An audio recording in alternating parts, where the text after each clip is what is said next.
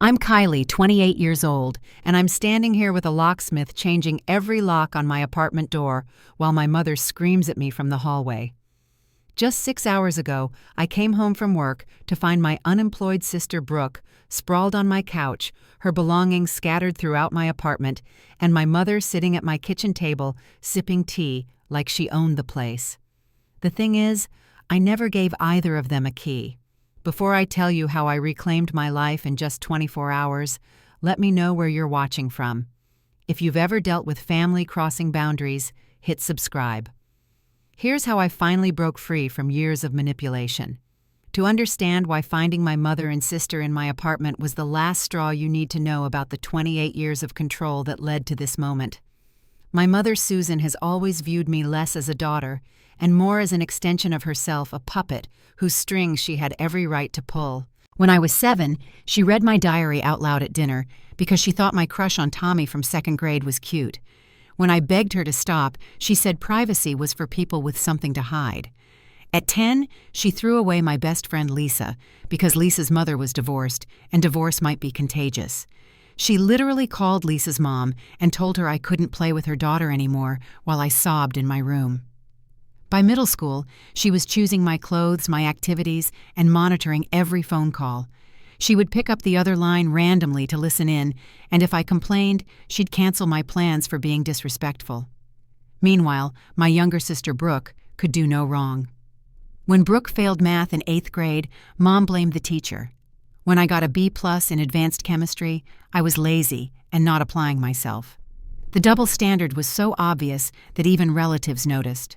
At family gatherings, Brooke would interrupt adults take things without asking and throw tantrums if she didn't get her way. Mom would coo about her spirited personality. When I quietly asked if I could be excused from the table after finishing my meal, I was lectured about manners and gratitude. College was supposed to be my escape. I got into State University, 2 hours away from home. The distance felt like freedom until Mom called 5 times on my first day of classes. She wanted to know my roommate's full name, her parents' occupations, their address, and whether they attended church. By the 2nd week, she was driving up unannounced, using her copy of my dorm key that she'd somehow gotten from the housing office by claiming a family emergency. I'd come back from classes to find my dorm rearranged, my roommate interrogated, and my belongings searched. She found birth control pills in my dresser junior year and called me crying about how I'd broken her heart, how she'd failed as a mother, how my grandmother was probably turning in her grave. I was 21 years old. The manipulation was always wrapped in love and concern. Every boundary I tried to set was met with tears and accusations. I was ungrateful, cold, trying to hurt her. She'd remind me about the sacrifices she'd made the nights she'd stayed up when I was sick, the money spent on my education. The guilt was a weapon she wielded with surgical precision. Meanwhile, Brooke was living her best life at home. She dropped out of community college twice, but Mom said traditional education wasn't for everyone. She got fired from the mall job for stealing, but Mom said they were targeting her because she was too pretty and made the other employees jealous. At 23, Brooke had never paid a bill, never bought her own groceries, never faced a consequence that Mom couldn't smooth over with excuses and enabling. When I graduated and got my marketing manager position at a tech startup downtown, Mom tried everything to stop me from taking it. The company was too new, the city was dangerous, the commute would age me prematurely. She'd found me a receptionist position at her friend's dental office 5 minutes from her house. When I took the startup job anyway, she didn't speak to me for 3 weeks. Then she called crying at midnight on a Tuesday, saying she might have cancer and needed me to come home immediately. The cancer was a benign mole she'd had removed as an outpatient procedure. 2 years ago, I finally saved enough to get my own apartment. It was a beautiful 2-bedroom in a secured building with a doorman and everything. The 2nd bedroom was my office where I worked from home twice a week and ran my side business doing freelance marketing consulting. Mom immediately demanded a key for emergencies. "What if something happens to you?" she said. "What if you fall in the shower and can't call for help? The building has a super with a master key," I told her. "If there's an emergency, you can call him." "So you trust a stranger more than your own mother?" The fight lasted 2 weeks. She recruited dad, aunts, uncles, everyone to tell me I was being paranoid and hurting my mother. But I held firm. This apartment was mine, paid for with my money, my name on the lease. For the first time in my life, I had a space that was completely mine, or so I thought. The boundary violations started small. She'd show up when she knew I was at work and convince the doorman she was surprising me with lunch. She'd wait in the lobby for hours until another resident let her into the building. She'd claim she was worried because I hadn't answered her texts in 30 minutes. The doorman Bernie started calling me whenever she showed up, and I'd have to leave work to deal with her. She'd criticize everything about my apartment. The couch faced the wrong direction for optimal feng shui. My kitchen organization was inefficient. The art I'd chosen was depressing. She'd move things when I wasn't looking, and I'd come home to find my furniture rearranged, my cabinets reorganized, my personal items shuffled through. "I'm just trying to help," she'd say when I confronted her. "You're so busy, I thought I'd make your life easier." But nothing about her help made my life easier. It made me feel violated, unsafe in my own home. I started checking my door locks obsessively, installing a security camera, changing my routine so she couldn't predict when I'd be home. I felt like a prisoner in my own life, constantly looking over my shoulder for the next invasion. The week before everything exploded started normally enough, which should have been my first warning. Mom's manipulations always escalated when things were quiet, like a predator stalking its prey, waiting for the perfect moment to strike. Monday morning, my phone rang at 6:30. Mom's contact photo, a picture of her from 5 years ago when she still pretended to respect boundaries, filled my screen. I let it go to voicemail, but she called again immediately, and again. On the fourth call, I answered, worried something was actually wrong. "Kylie, thank God," she said, her voice trembling with manufactured crisis. "Brooke lost her job." I rubbed my eyes, trying to wake up enough to deal with this. Again. It wasn't her fault. Her manager was jealous of her. Brooke has such natural leadership qualities that insecure people feel threatened. Brooke had been fired from 5 jobs in 3 years. The grocery store for showing up drunk, the coffee shop for screaming at a customer, the boutique for giving her friends unauthorized discounts, the call center for hanging up on people, and now the restaurant for what Mom was spinning as jealousy, but was probably theft or insubordination or both. "That's rough," I said, already knowing where this was going. "She's devastated, 25 years old and can't catch a break. You were so lucky to find success so easily." Lucky, right.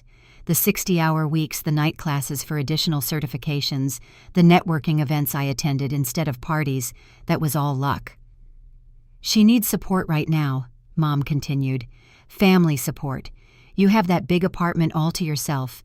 2 bedrooms for 1 person seems excessive, doesn't it?" "My second bedroom is my office, Mom. I work from there. You could work from the kitchen table, or that nice coffee shop down the street.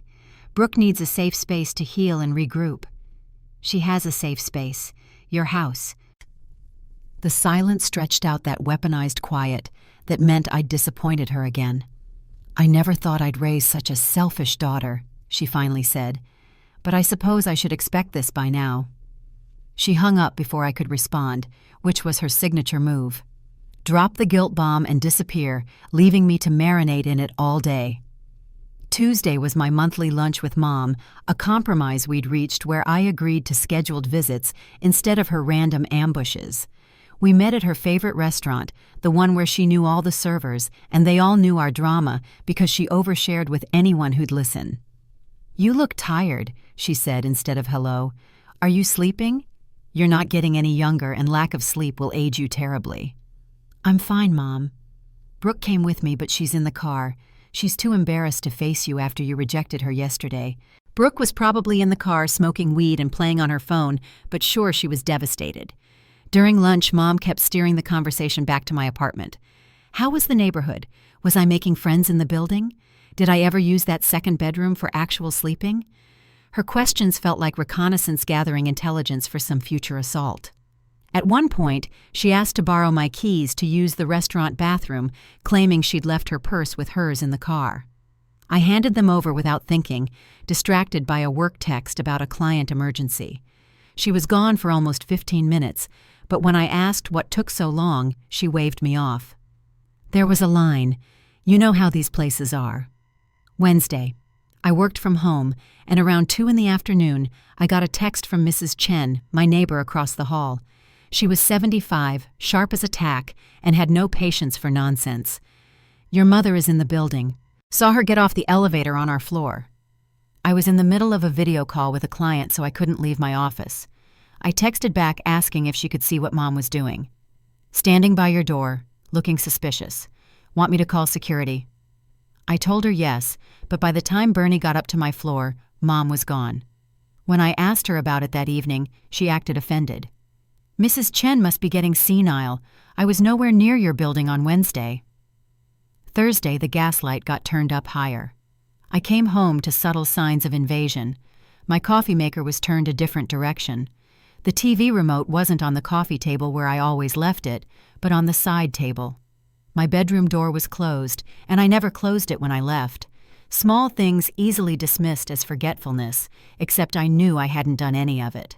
I checked my security camera footage, but it only covered the front door, not the interior. Nothing showed anyone entering, which meant if someone had been there, they'd used a key. The only people with keys were me and the super, and Harold was a 60-year-old man who'd never enter without permission, and certainly wouldn't move my coffee maker. Friday morning, Mom called bright and early, her voice suspiciously cheerful. What are your plans today, sweetheart? Work, Mom, like every Friday. All day. No lunch meetings, no leaving early. Why? Just wondering. I worry you work too much. When will you be home? Probably around 6:30. Why? No reason, just a mother's concern. You know how I worry. Every instinct I had was screaming that something was wrong, but I had a major presentation that afternoon for our biggest client.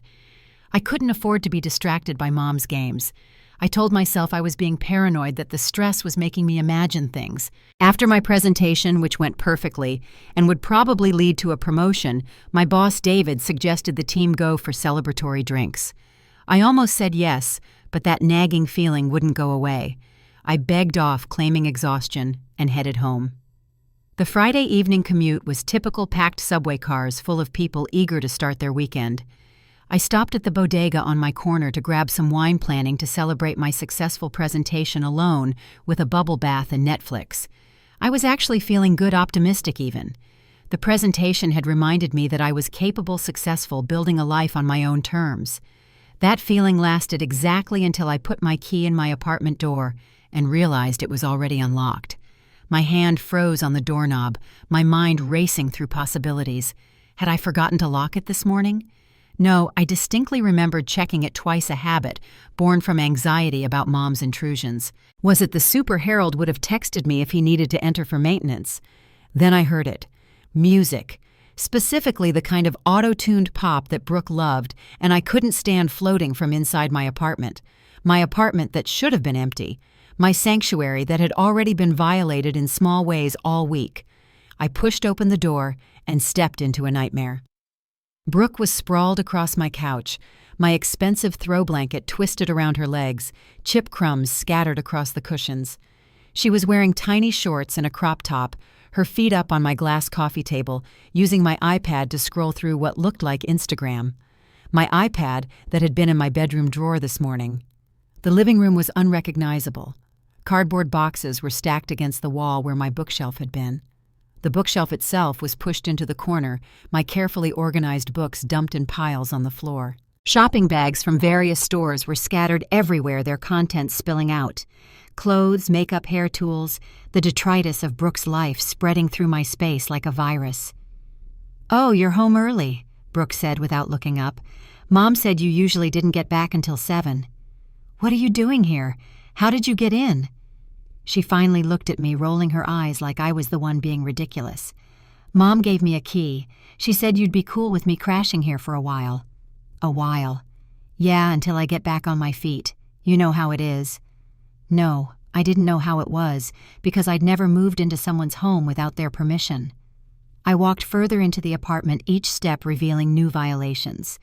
The kitchen counter was covered in fast food containers and empty energy drink cans.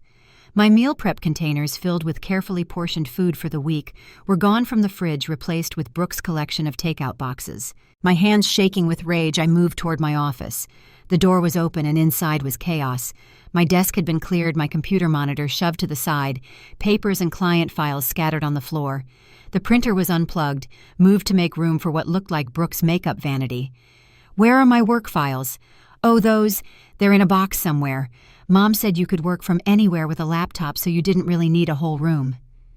The violation hit me like a physical blow. Those files contained sensitive client information, contracts, proposals I'd spent weeks preparing. They were thrown into boxes like garbage, while Brooke's collection of nail polish was carefully arranged on my desk. "Kylie, stop being so dramatic." I spun around to find my mother standing in the doorway of my bedroom. My bedroom. She was holding one of my dresses, examining it with the critical eye she'd perfected over decades. "This dress is too short for someone your age," she said as if we were having a normal conversation. "I was just organizing your closet. You have so many inappropriate things. Get out. Excuse me. Get out of my bedroom. Get out of my apartment, both of you." Mom laughed that condescending chuckle that had made me feel small my entire life. "Don't be ridiculous. Brooke needs somewhere to stay, and you have the space. Family helps family. You broke into my apartment." "I didn't break in. I used a key. A key you had made without my permission. That's breaking and entering. I'm your mother. I have rights." "No, you don't. You have no rights to my home, my space, my life." She put down my dress and walked toward me, her face shifting into the concerned mother mask she wore when she was about to gaslight me. "Kylie, you're obviously stressed from work. Why don't you sit down and I'll make you some tea? We can discuss this rationally." "There's nothing to discuss. You copied my key when I let you borrow it at lunch on Tuesday. You came here while I was at work and moved Brooke in without asking me. You went through my things, destroyed my office, and violated every boundary I've set." "Boundaries?" she scoffed. "That therapist has filled your head with nonsense. Families don't have boundaries. Healthy families do. So we're not healthy now, after everything I've done for you." There it was, the guilt trip express arriving right on schedule. Everything she'd done for me, raising me, feeding me the bare minimum of parenthood held over my head like a debt I could never repay. Brooke appeared in the doorway filming with her phone. "This is going on TikTok. My sister kicking me out when I'm vulnerable. Let's see what people think about that." The absurdity of it all suddenly hit me. Here I was in my own home that I paid for, being filmed by my unemployed sister who'd broken in while my mother tried to make me feel guilty for being upset about it. They really thought I would just accept this rollover and let them take my space like they'd taken everything else. "You know what?" I said, pulling out my own phone. "You're right. Let's document this." I walked to my living room, filming the boxes, the mess, the destruction of my space. "This is what I came home to," I narrated.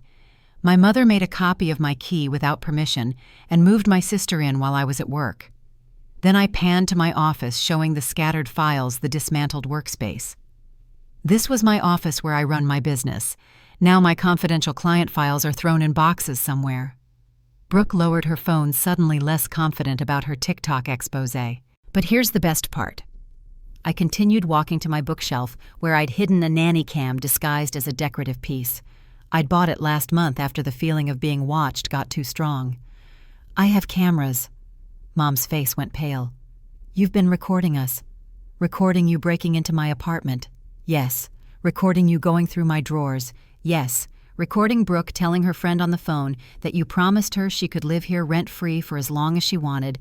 Absolutely yes." The silence stretched out as they processed this reversal. They'd thought they held all the cards, but I'd learned from years of their manipulation. Document everything. Trust, but verify. Actually, scratch that. Don't trust at all. "You have 30 minutes to pack up and leave," I said, my voice steady and calm. "Or I'm calling the police." The moment those words left my mouth, the atmosphere in my apartment shifted like a storm front moving in.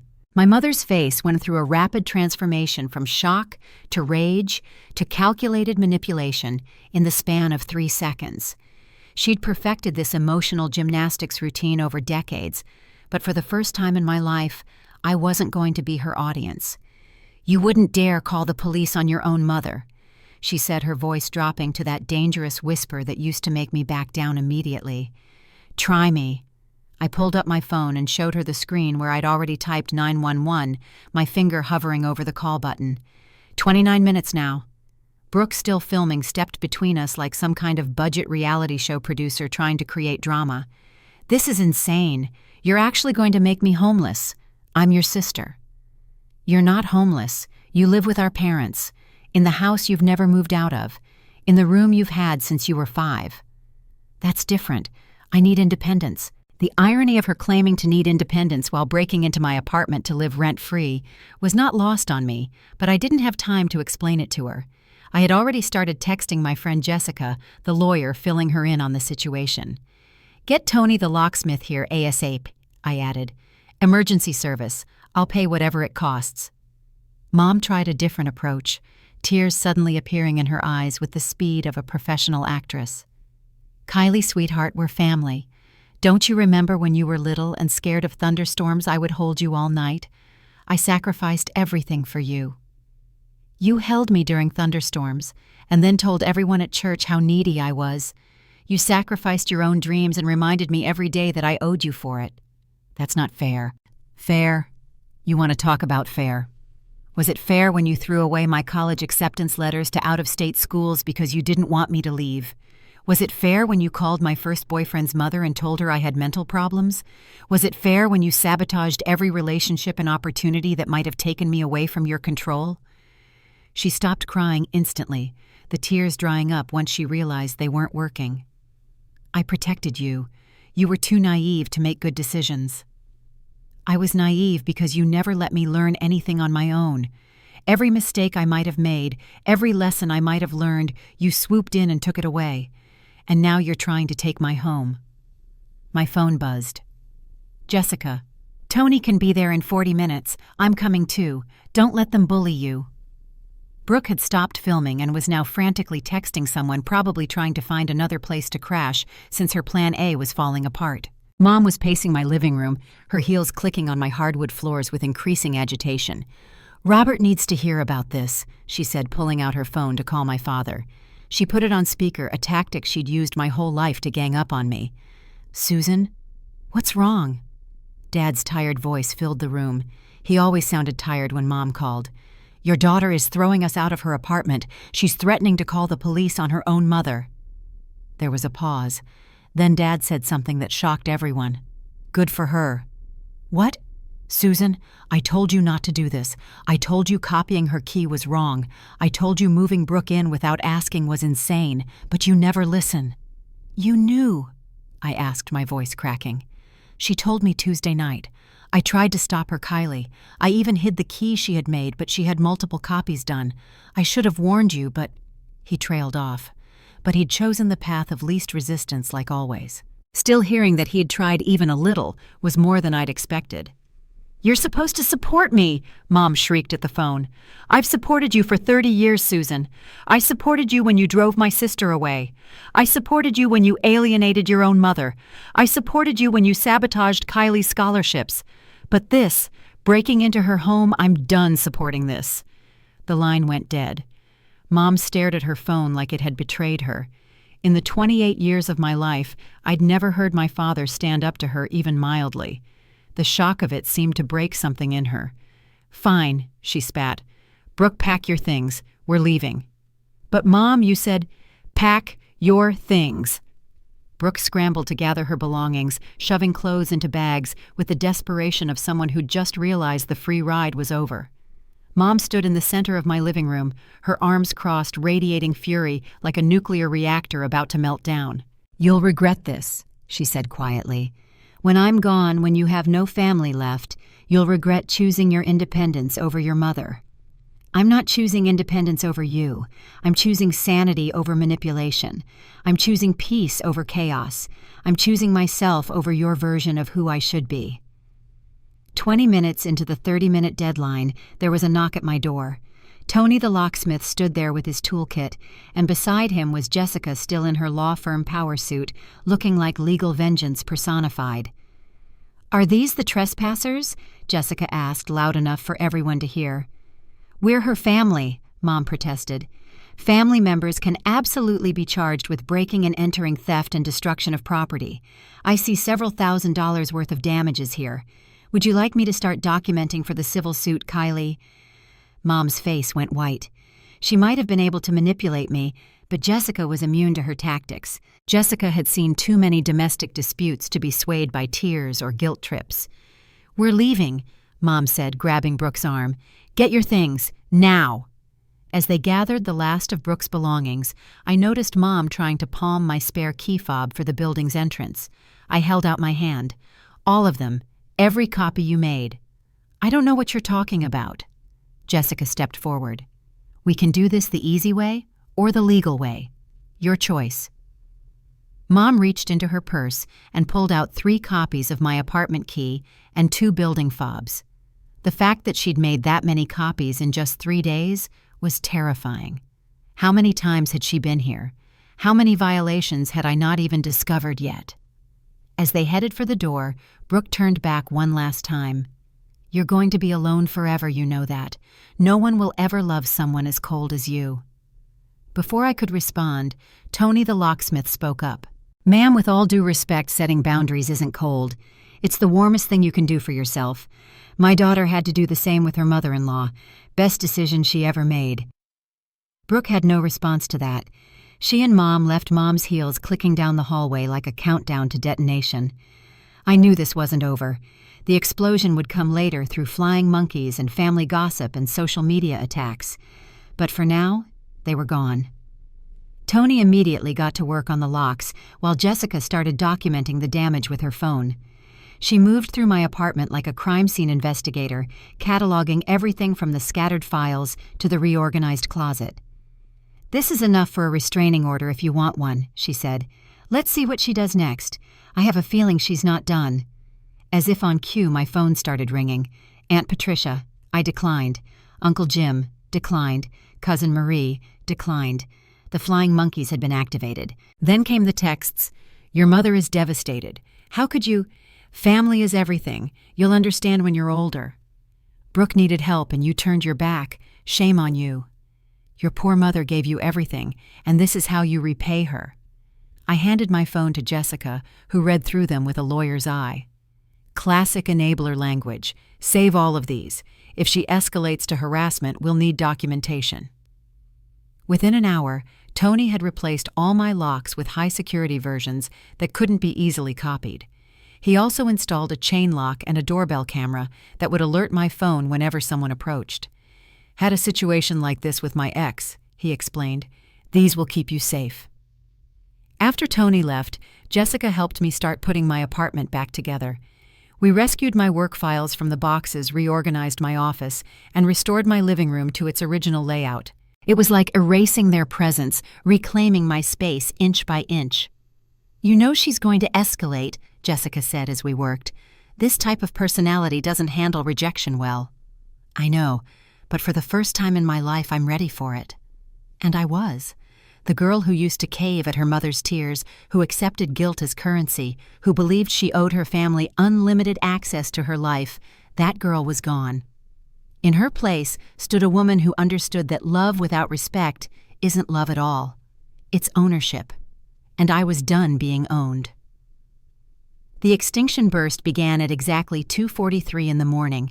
I know the precise time because that's when my new doorbell camera sent the first alert to my phone. Mom was standing outside my apartment building pressing the buzzer over and over again while sobbing dramatically for any neighbor who might be watching. "My baby. Please, I'm having chest pains, Kylie. I need you." I watched through the camera feed as she clutched her chest, her performance worthy of a soap opera Emmy. Bernie the doorman was not impressed. He'd seen her dramatics before and stood firm, arms crossed, shaking his head. The buzzing continued for 20 minutes before Mrs. Chen opened her window and threatened to dump a pot of cold water on Mom's head if she didn't stop disturbing everyone's sleep. Mom left, but not before screaming up at my window that I was killing her. By morning, the smear campaign was in full swing. Brooke had posted her video on TikTok with creative editing that made it look like I'd thrown her out for no reason. She'd cut out all context starting the recording right when I told them to leave. The caption read, "My sister kicked me out for eating chips on her couch. Toxic much." What she didn't expect was for me to have my own ammunition. I posted the security footage compilation on my own social media, the full, unedited version, showing Mom and Brooke entering my apartment with copied keys, destroying my office, going through my bedroom drawers. I didn't add any dramatic caption, just the full story. The court of public opinion quickly shifted. Comments poured in from people who'd experienced similar violations. The video went viral, but not in the way Brooke had hoped. Someone even started a hashtag #MomsWhoBreakIn. At work, Monday morning, I had to have an uncomfortable conversation with David, my boss. Mom had called the office 6 times before 9 a.m., claiming I was having a mental breakdown and needed immediate intervention. "Is everything okay, Kylie?" David asked, genuine concern in his eyes. I showed him the security footage, the documentation Jessica had prepared, and explained the situation. His expression went from concerned to appalled. "Your mother broke into your apartment and is now trying to get me fired, apparently." I'm so sorry you're dealing with this. Do you need time off?" "No, work is actually the most normal part of my life right now, but I might need to file a report with HR for protection." "Absolutely. And Kylie, that presentation on Friday was exceptional. Don't let family drama diminish what you've accomplished here." HR was surprisingly supportive.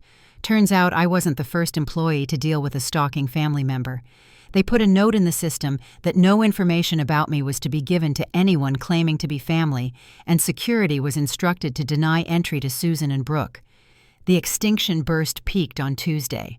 I came home to find every single family member's car in my building's visitor parking. It was an intervention they'd decided. They'd ambushed me in the parking garage like some kind of dysfunctional family mob. Grandma Dorothy was there, but she hung back watching with sharp eyes. Dad was there too, looking uncomfortable but present. Aunts, uncles, cousins all gathered to tell me I was destroying the family. "This has gone too far, Kylie," Aunt Patricia started. "Your mother is beside herself. She hasn't eaten in days." "That's a lie," Grandma Dorothy interjected. "I saw her at McDonald's this morning." Aunt Patricia glared at her but continued. "Family doesn't behave this way." "Family doesn't break into each other's homes," I countered. "She's your mother. She has rights." "No, she doesn't. And if you all think breaking and entering is acceptable, then I need to reevaluate my relationship with all of you." Uncle Jim stepped forward, trying to use his stern patriarch voice. "Young lady, you will apologize to your mother and make this right." "Or what?" He seemed stunned by the question. They all did. They'd expected me to crumble under the weight of family pressure like I always had before. Or you won't be welcome at family gatherings. Okay. That's all you have to say. If the price of admission to family gatherings is accepting abuse, then I can't afford it anymore. Dad finally spoke up. "She's right." Everyone turned to stare at him. "Susan went too far. She's always gone too far, and we've all enabled it. I enabled it the most." He looked at me with tears in his eyes. "I'm sorry, Kylie. I should have protected you." "You're taking her side." Mom emerged from behind the group, her eyes red and swollen from crying, or rubbing them to look like she'd been crying. "There shouldn't be sides, Susan. This isn't a war. It's our daughter setting reasonable boundaries that you violated." "You're poisoning everyone against me," she screamed at me. "First Robert, now Mother." Grandma Dorothy laughed a sharp bark of humor. "Nobody had to poison me, Susan. I've watched you manipulate and control everyone around you for 40 years. I'm just too old to pretend anymore." The family gathering devolved into chaos. Some sided with Mom, others started sharing their own stories of her manipulation. Cousin Emily admitted Mom had called her employer trying to get her fired when she didn't attend Brooke's birthday party. Uncle Steve revealed Mom had stolen his credit card information to run a background check on his fiancée. As they argued, I quietly slipped away to the elevator. Jessica was waiting in my apartment with Chinese takeout and wine. "How did it go?" she asked. "The family is imploding." "Good. Sometimes things need to break before they can heal." Wednesday brought a new tactic Brooke started calling my clients. I don't know how she got their numbers, but she managed to reach 3 of them with sob stories about how I was having a mental breakdown. Fortunately, my reputation was solid enough that they called me directly to check in rather than believing her. By Thursday, Mom had escalated to calling Adult Protective Services, claiming I was having a psychiatric emergency and needed immediate hospitalization. The social worker who came to evaluate me was a no-nonsense woman named Martha, who'd clearly seen this game before. "Your mother says you've been exhibiting paranoid behavior," she said, reading from her notes. I showed her the security footage, the copied keys, the documentation of harassment. So you're not paranoid. Someone really has been breaking into your apartment. Multiple times. Martha closed her notebook.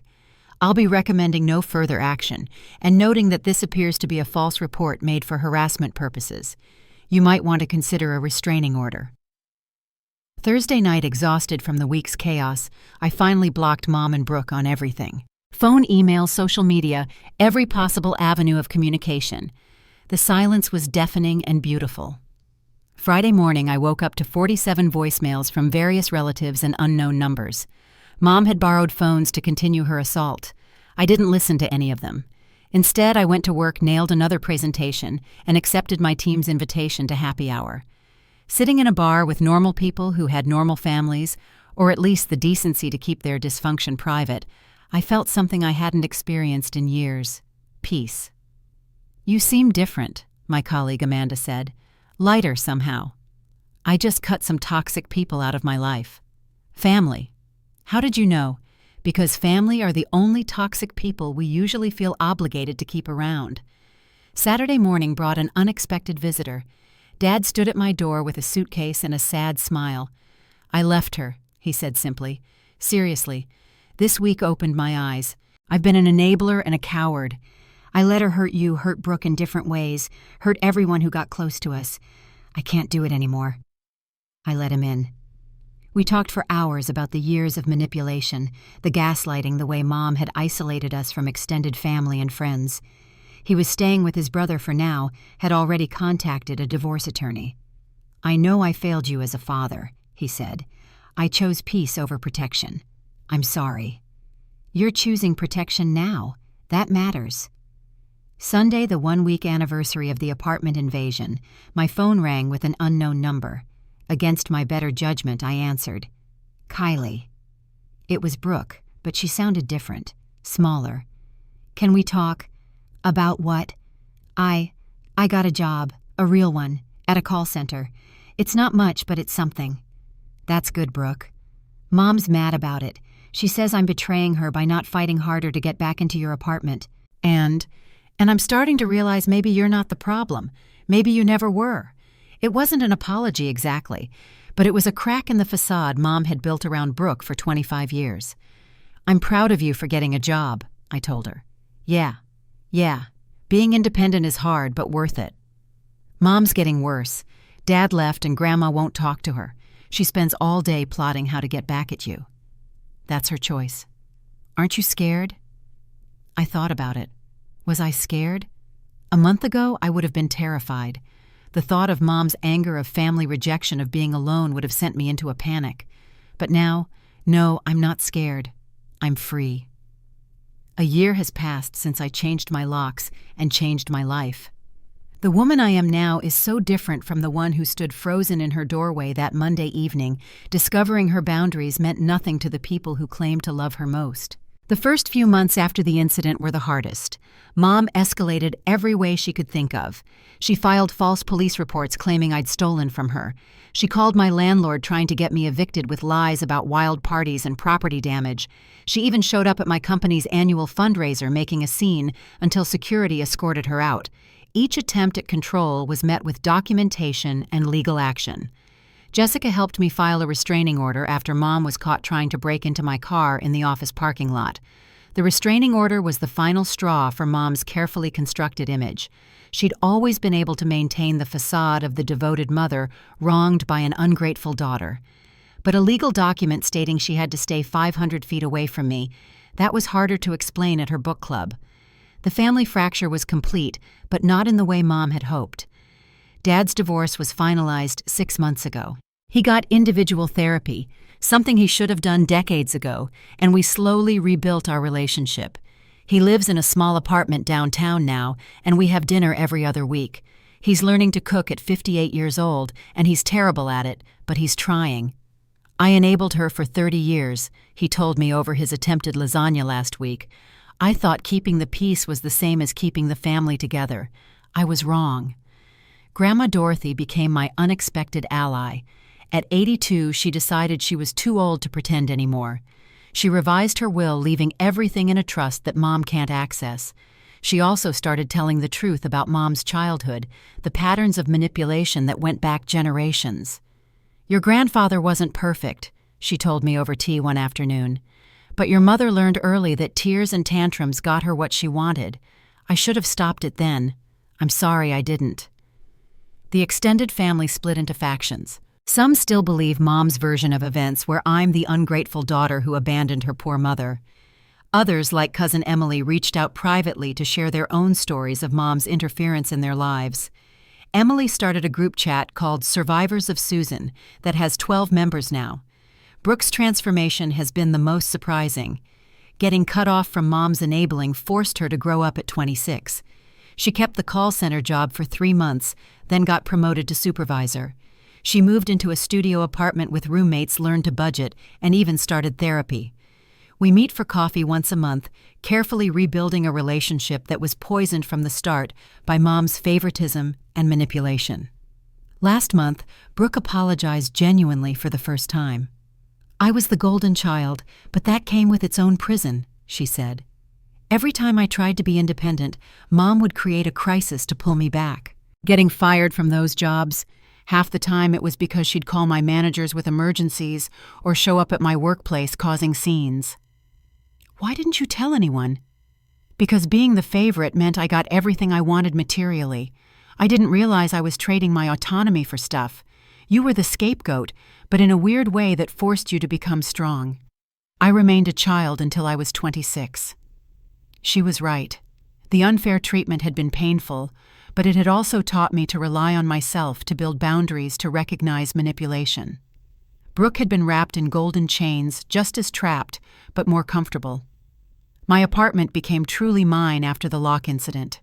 I redecorated everything, making it impossible for anyone to claim they were just helping by rearranging.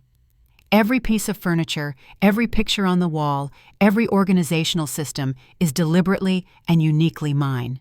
The second bedroom remains my office now, with a better security system and a safe for sensitive documents. The doorbell camera has captured Mom violating the restraining order 3 times. Each time meant a court date, a fine, and eventually a night in jail. The mugshot made it onto the local news blog, which effectively destroyed her remaining social standing. The country club quietly revoked her membership. Her book club suggested she take a break. The church ladies stopped inviting her to functions. She lives alone now in the house she once ruled from like a castle. Dad took his name off the deed in the divorce. Brooke refuses to visit unless Mom agrees to therapy, which she won't. The extended family keeps their distance. She posts on Facebook about ungrateful children and elder abuse, but the comments have dwindled as people realize the pattern. I got promoted twice this year. Without the constant crisis management of Mom's manufactured emergencies, I could focus on my career. My side consulting business took off, and I'm considering going full-time entrepreneurial next year. David wrote in my annual review that my ability to handle difficult situations with grace was one of my strongest assets. If only he knew those skills came from surviving psychological warfare. Dating was complicated at first.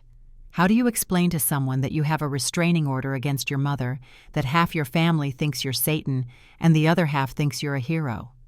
Marcus took it all in stride when I told him on our 3rd date. "My ex-wife's mother once tried to kidnap our dog during the divorce," he said. "Toxic parents are more common than people admit." We've been together 8 months now. He's met Dad and Grandma Dorothy.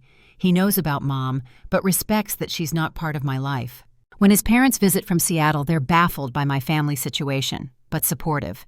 His mom hugged me after hearing the story and said, "Family isn't always blood, sweetheart." The holidays are different now.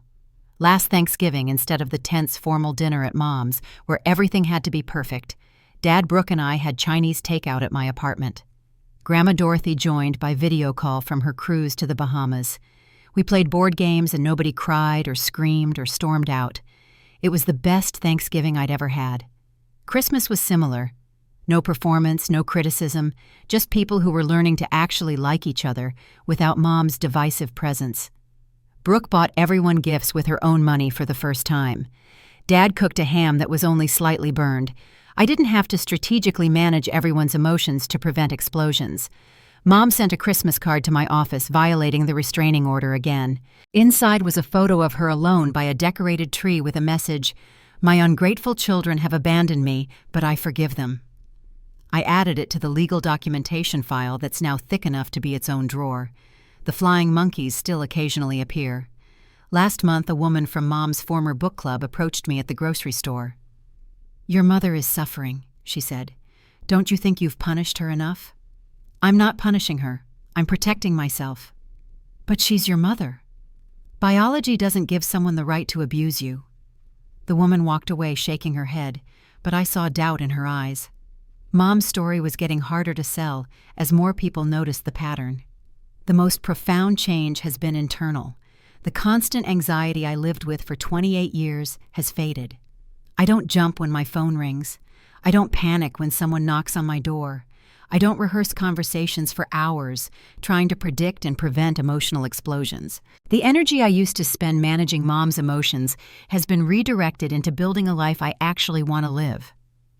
I'm in therapy now, processing not just the recent trauma, but decades of manipulation. My therapist says I'm rewriting my internal narrative, changing from a story of obligation and guilt to one of autonomy and self-respect. "You were trained from birth to prioritize your mother's emotions over your own needs," she explained. "Breaking that pattern is like leaving a cult. It's disorienting, but necessary." She's right. I was in a cult of two, where Mom was both leader and deity, and I was the perpetual sacrifice. But gods need worshipers, and when I stopped worshiping, her power collapsed. Sometimes I wonder what Mom thinks about alone in that big house. Does she ever consider that she created this situation? Does she recognize that her need for control cost her everything she claimed to value, or does she sit there constructing elaborate narratives where she's the victim of ungrateful children and a cruel world? I'll never know because I'll never ask. That door isn't just closed, it's locked with the kind of locks that can't be easily copied. Last week, I got a text from an unknown number. It was a flying monkey I hadn't heard from before Mom's hairdresser of all people. "Your mother talks about you every appointment. She loves you so much. Couldn't you give her another chance?" I didn't respond. There's nothing to say to people who think love looks like breaking into someone's home, violating their boundaries, and trying to destroy their life when they resist. Real love, I've learned, looks like Dad admitting his failures and working to change. It looks like Brooke getting a job in her own apartment. It looks like Grandma Dorothy standing up for me even when it costs her her relationship with her daughter. It looks like Marcus respecting my boundaries without question. It looks like friends who support your growth even when it's messy. And sometimes real love looks like changing your locks, filing a restraining order, and choosing yourself over someone who claims to love you but treats you like property. That day, I came home to find my apartment invaded. I thought my life was falling apart. In reality, it was finally coming together. Mom accidentally gave me the gift she never intended: freedom. By pushing too far, she broke the chains I didn't even know I was wearing. The locksmith who changed my locks that day was right. Setting boundaries isn't cold. It's the warmest thing you can do for yourself. It's saying you matter, your peace matters, your space matters. It's refusing to set yourself on fire to keep someone else warm, even if that someone gave birth to you. Looking back at that 28-year-old woman standing in her doorway staring at her invaded apartment, I want to tell her it's going to be okay. Better than okay. The family she'll lose isn't worth keeping. The family she'll build will be chosen and cherished. The life she'll create will be entirely her own. That's my story. The story of how my mother's breaking and entering broke me free.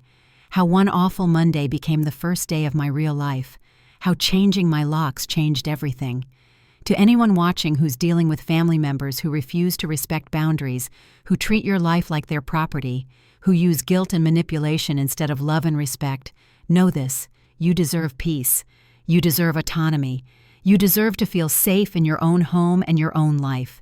It might cost you relationships, but those relationships are already costing you yourself. And you're worth more than that. You're worth everything. What boundaries have you had to set with toxic family members? Have you ever had to go no contact with a parent? Share your stories in the comments below, because hearing from others who've walked this path helped me more than I can say. If this resonated with you, please hit that like button and subscribe for more stories about reclaiming your power. Share this with anyone who needs to hear that it's okay to lock out people who refuse to respect your boundaries, even if those people are family. Thank you for listening to my story. Remember, you don't owe anyone access to your life, no matter who they are or what they've done for you.